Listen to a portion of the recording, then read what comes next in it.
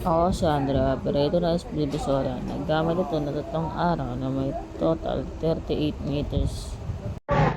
Ito po yung internet. Ang huling kulit po sa order, December 2024. Sa white naman po, January 2025. Ito po yung cupping na may 70 good condition po. Head clean.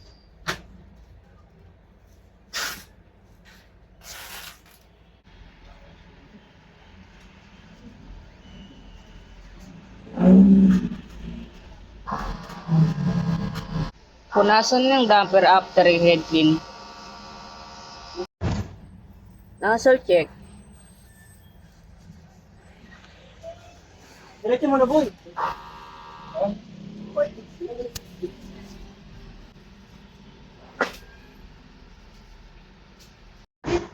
Ang huling pulit po ng damper, August 2024. Ang waste ng info nalinis ng 1 araw. Ito po yung ground wire at ABR. Ito po yung aming stocks.